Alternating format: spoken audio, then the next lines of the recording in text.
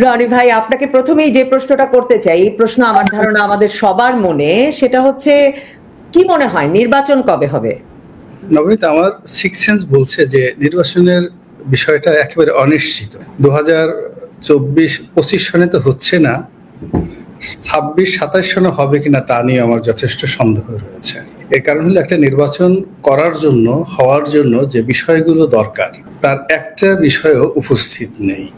এখন রাজনৈতিক দলগুলোর মধ্যে অনৈক্য, অবিশ্বাস, প্রশাসনে বিশৃঙ্খলা, আর যারা এই নির্বাচনটা পরিচালনা করবেন তারা তাদের নিজেদের উপরই আধিপত্যটা বিস্তার করতে পারছেন না। বিশ্বাস থেকে শুরু করে সব জায়গায় এরকম একটা বিশৃঙ্খল পরিবেশে আসলে এখানে ইলেকশন নয়, এখানে যদি কেউ সিলেকশন করতে চায় এটা মোর ইজি।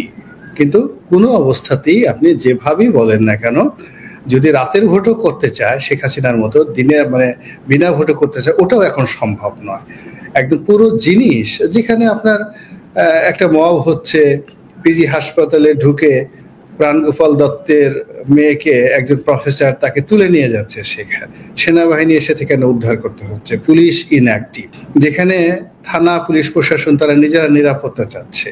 তো সেই জায়গাতে মন্ত্রী হবেন, এমপি হবেন, সেই ইলেকশন হবে, জাতীয় ইলেকশন হবে, তার কোনো লক্ষণ এই বাংলাদেশে বসে আমার ক্ষুদ্র অভিজ্ঞতা দিয়ে আমি দেখছি না। আর অন্য যারা বলছেন তারা হয়তো আরো বেশি স্বপন বিলাসী, হয়তো তাদের স্বপ্ন দূরদর্শিতা লিওনার্দো দা ভিঞ্চির চেয়েও বড়। তো যার জন্য তারা দেখতে পারে। কিন্তু আমার মতো যারা আম জনতা, আমরা মাটিতে বসবাস করি, মাটির ফসল খাই, জান্নাতে কোনো হুরপরি আমাদের নেই, জান্নাত থেকে কোনো ফেরেশতা আমাদেরকে এসে কোনো বুদ্ধি দেয় না, আর আমরা কোনো ওহী নাজিল, আসমান থেকে আমাদের কাছে কোনো ওহী নাজিল হয় না। আমরা এই পৃথিবীর যে আলো বাতাস যারা দেখছি বাংলাদেশে বসে, সেখানে ডিসেম্বর মাসে কিংবা ডক্টর ইউনূস যেটা বলেছেন যে 2026 সনের মার্চ মাসে অথবা জুন মাসে নির্বাচন হলেও হতে পারে, এটার কোনো রকম ভিত্তি নাই, 1% পসিবিলিটি নেই। আপনি তো বলতে বলতে 27 পর্যন্ত গেলেন, মানে এমনকি 27-এও দেখেন না? না, 27-ও দেখি না। কেন? মানে 2026-এর শুকনো মৌসুমে ডিসেম্বরে জানুয়ারিতে তো আবার একটা সম্ভাবনা তৈরি হতে পারে, মানে জুনে তো হতে পারবে না, তখন নিশ্চয়ই আমাদের আশা দেখানো হবে যে ডিসেম্বরে হবে আবার। যখন একটা রাজনৈতিক ধারাপাত নষ্ট হয়ে যায় আমাদের দেশে, দেখুন সেই ধারাপাত নষ্ট হয়ে গেলে অ্যাটলিস্ট 5 থেকে 7-8 বছর সময় সামরিক শাসন বলেন, বিশৃঙ্খলা বলেন, এইভাবে চলতে থাকে সবসময়। 1954-এ যখন যে সরকারটা গঠন হলো, সেই সরকারটা যখন ফেল করলো, এরপরেই কিন্তু আইয়ুব খানের মার্শাল ল চলে আসলো।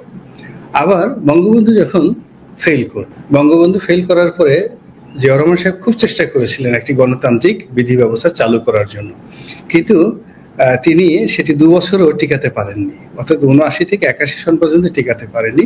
আমাদেরকে আবার 9 বছর তার দায়ভার বহন করতে হয়েছে। তো এই যে এখন যে বিশৃঙ্খল অবস্থাটা শুরু হয়েছে, সেই বিশৃঙ্খল অবস্থার মধ্যে দেখেন কোনো পক্ষেরই অনুশোচনা বোধ নেই। আপনি জামাত বলছে 1971 সনে তারা যা করেছে ঠিক করেছে, আওয়ামী লীগ যে বলছে যে তারা যা কিছু করেছে একদম 100% ঠিক।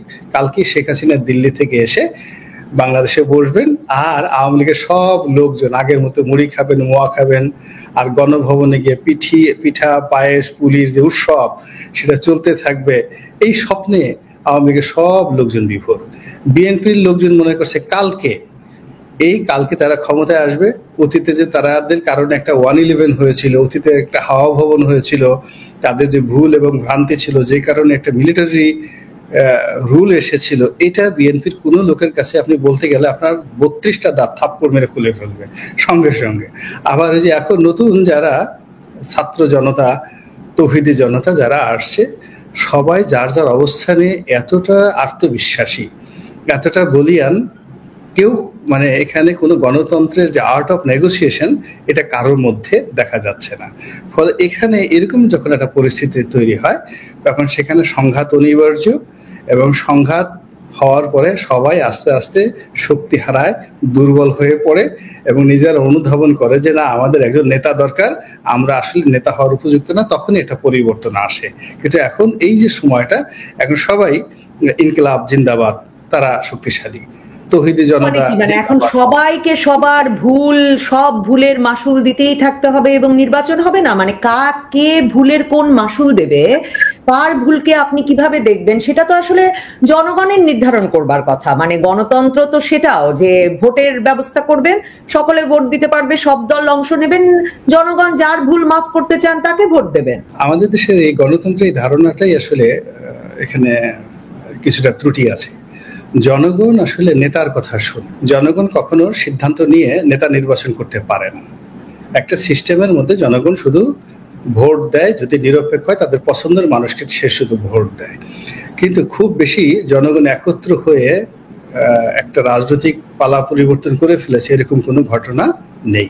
আমরা জনগণ দেবে, জনগণ করবে, এই কথাটা আমাদের নিজেদের স্বার্থে আমরা এই কথাগুলো ব্যবহার করি এবং জনগণকে সবসময় ব্যবহার করার চেষ্টা করি। অতীতে আওয়ামী লীগ করেছে, বিএনপি করেছে, জাতীয় পার্টি করেছে, এবং এখন যারা আছে তারাও বলার চেষ্টা করেছে জনগণ রায় দিয়েছে, জনগণ তাদেরকে ক্ষমতায় বসিয়েছে, যতদিন জনগণ চাইবে তারা থাকবেন, জনগণ যখন চাইবেন না তারা চলে যাবে। It's a dialogue, it's not the reality. এটার মধ্যে কোনো বাস্তবতা নাই। কাজেই এখন বাস্তবতা হলো যেটা, নবনীতা বোঝার চেষ্টা করুন যে সব কিছুর মূলে বিজ্ঞান আছে এবং বিজ্ঞান হলো প্রমাণিত। রাজনীতি একটা বিজ্ঞান, এখানে রাজনীতি কোনো ধর্মের বিষয় নয়, it's not a spiritual matter. এই পৃথিবীতে রাজনীতির ময়দানে কোনোদিন আকাশ থেকে ফেরেশতা এসে যুদ্ধ করেননি। কোনোদিন আপনি কোনো অলি আল্লাহ, আমার জীবনে কখনো গত 100 বছরে এরকম চলচ্চিত্র নির্মাণ হওয়ার পরে দেখি নেই যে জায়নামাজে গিয়ে উড়ে উড়ে সে উপর থেকে তসবি দিয়ে সে রাজনীতি নিয়ন্ত্রণ করেছে। রাজনীতির ময়দানে বিজ্ঞান দিয়ে করতে হয়। এখনকার যে বিজ্ঞান, সেই বিজ্ঞান হলো আপনি যদি অক্সিজেন উৎপন্ন করতে চান, নাইট্রোজেন উৎপন্ন করতে চান, তাহলে তো আপনাকে উপকরণ লাগবে। তো একটা ইলেকশন আপনি করবেন, আপনি গণতন্ত্র প্রতিষ্ঠা করবেন, তার জন্য তো আপনাকে সেই গণতন্ত্র প্রতিষ্ঠা করার জন্য, রাজনীতি প্রতিষ্ঠা করার জন্য, নির্বাচন করার জন্য যে উপকরণগুলো দরকার, ইনস্ট্রুমেন্টগুলো দরকার, এলিমেন্টগুলো দরকার, তার একটাও তো এখানে উপস্থিত নেই। তো ডক্টর ইউনূসও কি রাজনীতির একটা পক্ষ? মানে উনিও রাজনীতি করতে এসেছেন? মানে কারণ ডক্টর ইউনূস যখন এসেছেন তখন তো একটা ধারণা করা হয়েছে যে উনি একজন নোবেল শান্তি বিজয়ী লোক, উনি এসেছেন, উনি একটা নির্বাচন দেবেন, সেই নির্বাচনে সকলে অংশগ্রহণ করতে পারবে, এবং উনি নিজেও সেটা বলছেন যে মানে নির্বাচনের মাধ্যমে জনগণ ঠিক করবে কে নিষিদ্ধ হবে, হবে না, কে ক্ষমতায় আসবে। মানে উনি একটা তো নিরপেক্ষ জায়গা, অবজেক্টিভ জায়গা নিতে চাচ্ছেন, কিন্তু আপনার মনে হয় যে উনি আসলে রাজনীতির একটা পক্ষ, যে পক্ষ 2027 পর্যন্ত ক্ষমতায় থেকে যাবে? উনি সম্ভব হবে মানে এই সরকার থাকতে পারবে 2027 পর্যন্ত নির্বাচন না দিয়ে? এটা ভবিষ্যৎ বলতে পারবে। এখানে আমি আপনাকে বলি, রাজনীতি হলো একটা নেশা। এই পৃথিবীতে যত নিষিদ্ধ সম্পর্ক রয়েছে, নিষিদ্ধ নেশা রয়েছে, এনিথিং, তার মধ্যে রাজনীতির নেশা হলো সবচেয়ে মারাত্মক নেশা। একটা ছোট্ট উদাহরণ দিলে আপনি বুঝতে পারবেন। শেখ হাসিনার বিয়েই ছিলেন ইঞ্জিনিয়ার মোশাররফ সাহেব। তো আমার সাথে খুব ভালো সম্পর্ক ছিল। উনি সেই পাকিস্তান জমানাতে একজন এক্সিকিউটিভ ইঞ্জিনিয়ার। তো এখন এলাকার লোকজন তাকে খুব গালাগালি করে, শালা নাপিত, কিচ্ছু বুঝে না, সে 2 পয়সার মানুষের রাজনীতি বুঝে না। তো আমাকে একদিন বলতেছিল যে রনি, এই যে সমস্ত রাস্তার ফকির মিসকিন আমাকে গালাগালি করে, একবার মনে হয় রাজনীতির কপালে লাথি মেরে চলে যাই, কিন্তু পিছনে যখন 2-3 হাজার লোক স্লোগান দেয় মোশাররফ ভাই জিন্দাবাদ, তখন তার মাথা ঠিক থাকে না, তখন মনে হয় যে এই রাজনীতির জন্য জীবন দিয়ে দেয়। এখন যখন ডক্টর মোহাম্মদ ইউনূস এই সিংহাসনে বসেননি, তখন তার মন মানসিকতা ছিল রাজনীতি খুবই খারাপ, এখানে সবাই শেখ হাসিনা, সবাই খালেদা জিয়া, এখানে কোনো ভালো মানুষ আসে না। যেহেতু তিনি চেয়ারে বসে গেছেন, এখন এই নেশা তাকে পেয়ে বসেছে, এবং তার যে নেশা পেয়ে গেছে আপনি তার কথাবার্তা, চেহারা ছড়াতে বুঝতে পারবেন। অতি সম্প্রতি ধরেন, তিনি জীবনে কোনোদিন টুপি পরেননি। আপনি দেখবেন ইন এভার নেভার, তার যে হিস্ট্রি আছে, তার 86 বছর বয়স, এই মানুষ বুড়ো হয়ে গেছে একেবারে। বাংলাদেশের ইতিহাসে যাকে বলা হয় রিয়াল বৃদ্ধ মানুষ, উনার জীবনে এই চেয়ারে বসার আগে দেখাতে পারবো না যে একটা সিঙ্গেল ছবি আছে যে ছবিতে উনি টুপি মাথায় দিয়েছেন। তো সেই মানুষ এখন জাতিসংঘের মহাসচিব আসলেন অ্যান্থনি গুতেরেস, তার সঙ্গে গিয়ে তিনি সেই কক্সবাজারে রোহিঙ্গাদের মাঝে গিয়ে টুপি পরলেন, মাথায় টুপি পরলেন। ইট মিনস তার আকাঙ্ক্ষা জেগেছে। 2 নম্বর হলো যে তিনি ওই যে আমরা নেতারা যেভাবে এইভাবে হাত ঝুলিয়ে ঝুলিয়ে এরকম করি, এটাও জীবনে আমি ডক্টর মোহাম্মদ ইউনূসকে দেখিনি। কোনো জায়গাতে দেখিনি। উনি উনি অলিম্পিকের ময়দানে গেছেন, কিন্তু ওরকম দেখিনি। কিন্তু এইবার দেখলাম যে তিনি শেখ হাসিনার মতো হাত ঝুলাচ্ছেন, এরকম করছেন।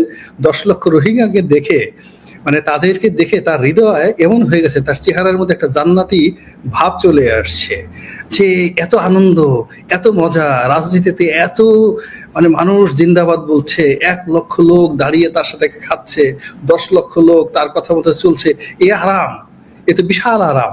এই জন্য সে শুধু নিজের টুপি পরেনি, বেচারা অ্যান্থনি গুতরেস তার বন্ধু মানুষ তাকে একটা পাঞ্জাবিও পরাই ফেলছে। হ্যাঁ, পাঞ্জাবি পরিয়ে এই যে দুজন গেছেন, ইট মিনস এখন রাজনীতির প্রতি তার একটা ভীষণ আগ্রহ জন্ম নিয়েছে, ভীষণ আগ্রহ জন্ম নিয়েছে, এবং এই আগ্রহ থামবে না। এই আগ্রহ একবার যদি কারোর শুরু হয়, হেলিকপ্টারে না ওঠা পর্যন্ত ওই আগ্রহ আর থামবে না। ফলে এটা 2027, 28, এটা কবে, এটা ভবিষ্যৎ নিয়তি বলতে পারবে। কিন্তু একেবারে পুরো পরিবেশ পরিস্থিতি অনুযায়ী তার বডি ল্যাঙ্গুয়েজ, তার কথাবার্তা, যা কিছু দেখে মনে হচ্ছে তিনি এখন একেবারে পুরো দস্তুর একজন পলিটিশিয়ান হয়ে গেছেন। তিনি রাজনীতিবিদদের মতো কথা বলছেন, হবে, হবে না, হতে পারে, চলবে, চলবে না, যেতে পারে, এইরকম ধরি মাছ নাসুই পানি। পুরো একজন শিক্ষিত মানুষ যেভাবে রাজনীতি করে, শেখ হাসিনা যেমন ঠোঁট কাটা টাস টাস করে বলে ফেলতেন, আমার পিয়ন 400 কোটি টাকা চুরি করেছে, হেলিকপ্টারে সেও ঘুরে বেড়ায়। ডক্টর মোহাম্মদ ইউনূস সেই কথা বলবেন না যে আমার উপদেষ্টা যারা আছেন, উপদেষ্টা যারা পিএস তাদের বিরুদ্ধে এরকম দুর্নীতি হচ্ছে, এই কথা বলবেন না। কিন্তু উনি ওনার মতো করে যা করার উনি সবই কিন্তু করে ফেলেছেন। আমরা যারা এখানে বাঙালি যারা আছি, আপনি সরাসরি তার মানে ডক্টর মোহাম্মদ ইউনূসের একটা রাজনৈতিক আকাঙ্ক্ষা দেখতে পাচ্ছেন, এবং তার উপর ভিত্তি করেই বলছেন যে আসলে কবে নির্বাচন হবে ঠিক নাই। তার মানে ওনার রাজনৈতিক আকাঙ্ক্ষা আছে আপনার বিশ্লেষণে, কিন্তু ডক্টর মোহাম্মদ ইউনূসের নির্বাচনে যাওয়ার আকাঙ্ক্ষা নাই। না, এখানে আকাঙ্ক্ষার কথা আমি বলিনি। এখানে মূল ব্যাপার হলো ওই চেয়ারে বসার পর তার ভিতরে না একটা রসায়ন তৈরি হয়ে গেছে, কেমিস্ট্রি তৈরি হয়ে গেছে। এই কেমিস্ট্রিতে all of his body and 6 sense তাকে বলছে যে mister Yunus, you are the man to born for politics. আপনার জন্ম হয়েছে রাজনীতি করার জন্য।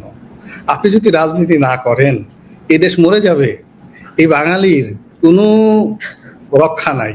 তো কাজেই ওই যে রসায়ন, তার ভিতর থেকে অক্সিজেন, নাইট্রোজেন, হাইড্রোজেন, প্রত্যেকটা জিনিস প্রত্যেকটা মুহূর্তে থেকে পাম্প দিচ্ছে যে শেখ হাসিনার মতো মানুষ যদি 15 বছর ক্ষমতায় থাকতে পারে, তো আপনার কাছে শেখ হাসিনার বুদ্ধি পিঁপড়ার মতো বুদ্ধি। খালেদা জিয়া যদি অবিসংবাদিত নেতা হতে পারে, আপনি নোবেল লরিয়েট, যেখানে ইমানুয়েল ম্যাক্রো আপনার বন্ধু, জো বাইডেন আপনার গলায় মালা পরিয়ে দেয়, আপনার বারাক ওবামা, হিলারি ক্লিন্টন আপনার কথা মতো চলে, আপনি কি জানেন মানুষ?